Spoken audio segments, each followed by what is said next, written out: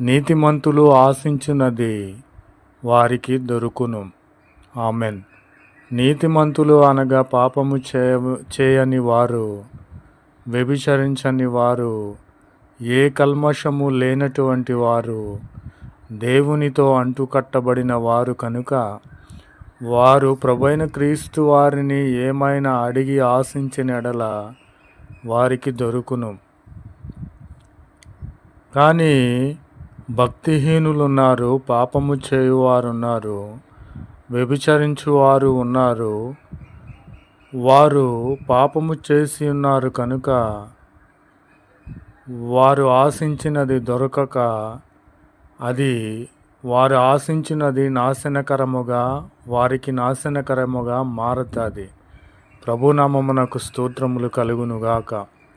నీతిమంతుడు నిత్యము నిలుచు కట్ట